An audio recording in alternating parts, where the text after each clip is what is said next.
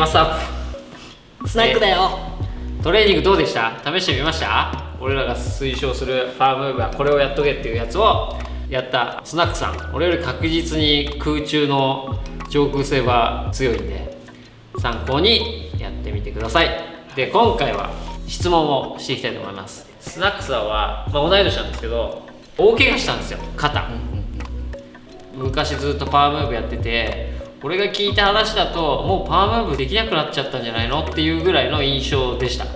まずその怪我についてどんな怪我だったのかを説明お願いします。はい、こ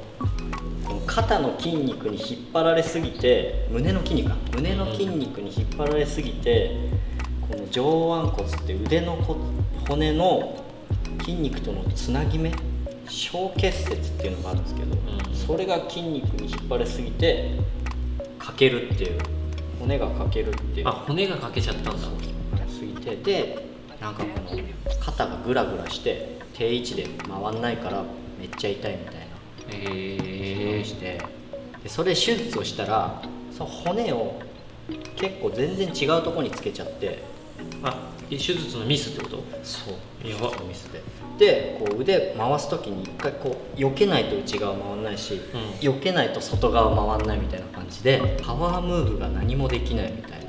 な、こういう状態だからトーマスもできないし、ウインドは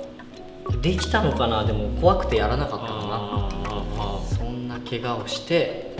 10ヶ月ぐらい、1年ぐらい踊れなくて、自分で病院を調べていいお医者さん見つけて、もう一回手術するときは骨を捨てて筋肉を定位置に縫い付ける手術をしたら、2ヶ月ぐらいでちょっとずつ踊れるようになっていって復活しました。なるほど。最初からいい先生だったのもしかしたらそのダンス休んでる期間が少なかったかもしれないんだ。そうですね。なるほど。いやでもこの話って結構ありえそうだね。いろんな人で手術をすればすぐに踊れるようになるんだと思ってたから、家からすぐ近くの病院で手術しようって言って、なるほど。そしたらもう大失敗でしたね。そんな感じの大怪我をしたんです。で、これから本気でダンスをやってる人、ダンスじゃなくてスポーツやってる人もそうなんですけど、大怪我に見舞われることはあると思うんです。多少なりとも怪我とかで人間辞める理由を見つけると得意な生き物なんで、そういう時に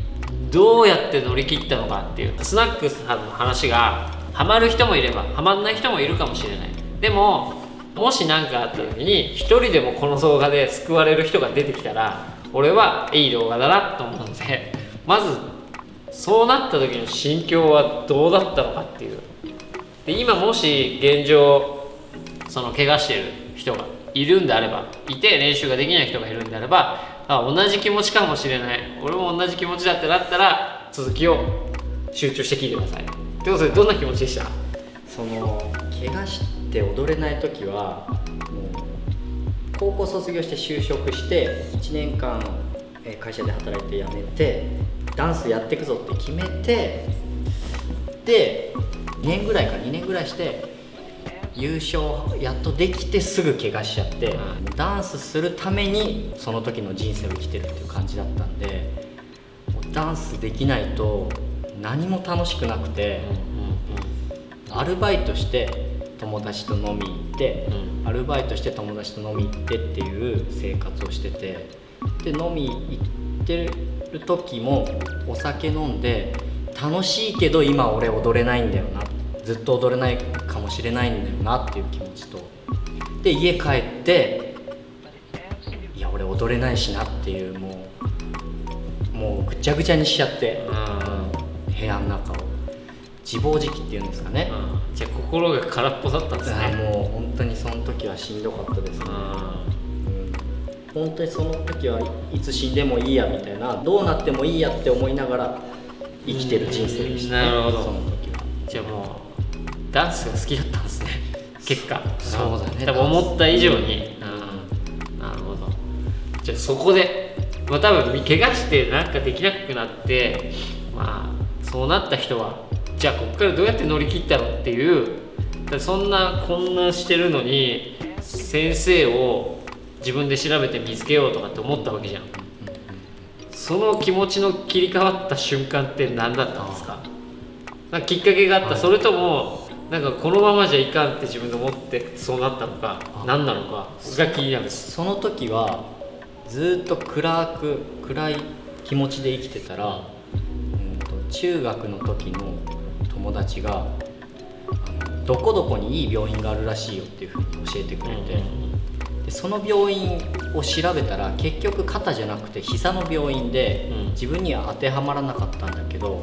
調べてる時ってやっぱもしかしたら治るかもしれないっていう気持ちがあったから、なるほどね、すごい希望が見えてちょっと明るい気持ちになって、でも肩じゃないってなった時に、これなんか諦めてくよくよしてても意味ないというか、自分が調べたりをサボってるせいでこのまま暗い人生を送る羽目になると思って、ちょっとでも希望があるかもしれないと思って、そこから自分で調べるようになって見つけましたね。じゃあその友達がいいとこあるよって言ってくれたのがきっかけで、調べてみようかなって。で2回目手術する時も、いやどうせ治んないんでしょって思いながら、でもちょっと治るかもしれないっていう期待半分、不安というか信じてない気持ち半分みたいな感じで手術をしてっていう感じですね。なるほど。そうなるとでも10ヶ月ぐらいやれて、もう関係ないのか、やれてないから不安とかはなかったのかなと思って。不安、例えば優勝できるようになった時に怪我しちゃったけど、優勝争いをするまでにしのぎを削ってた人たちがいるわけじゃん。例えば俺らも一緒の世代だからさ、俺とかもさそうだし、みんな上手くなって自分を置いてかれてんじゃないかとか、そっちの不安はもうなかったんだ。もうできるかできないかだけだったんだ。そうだね。その時は追いつけなくなる、みんなから離れる、なんだろうな、自分が置いてかれるっていう気持ちよりは、そんなことよりも、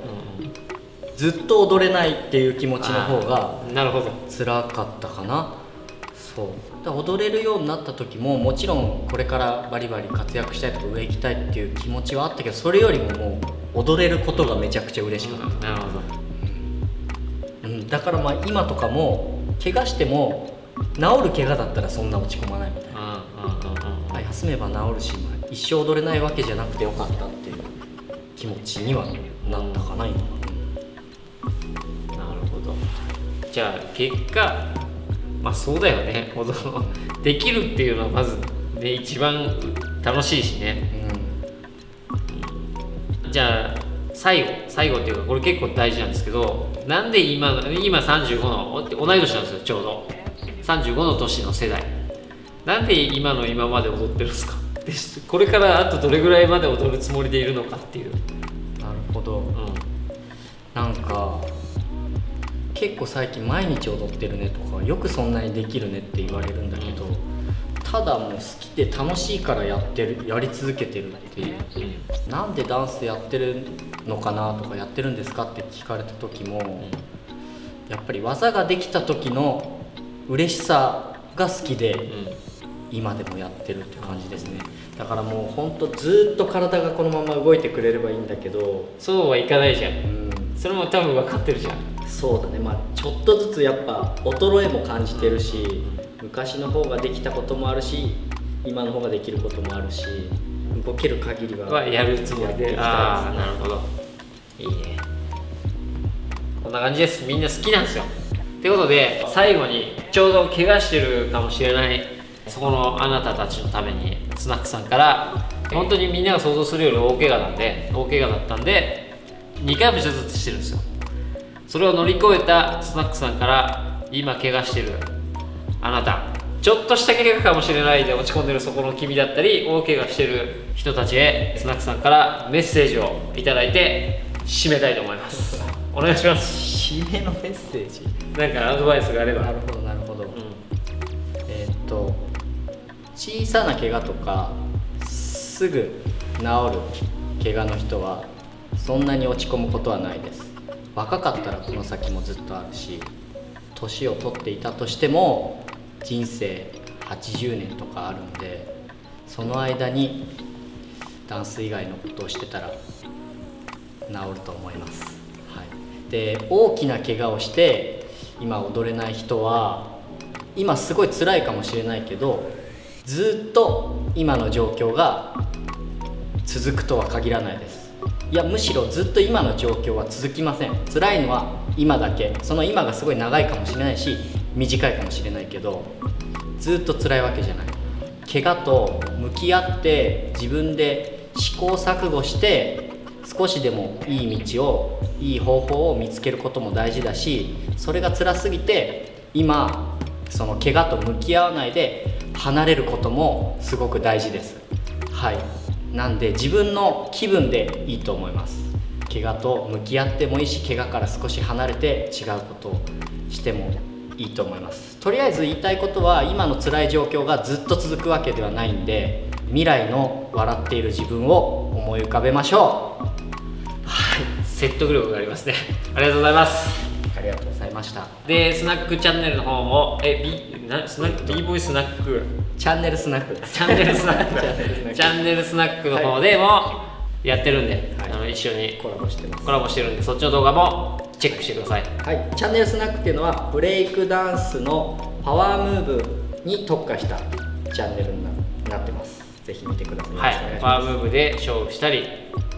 なんかリクエストに答えた動画とかをやってるんで、気になる方はぜひチェックしてください。は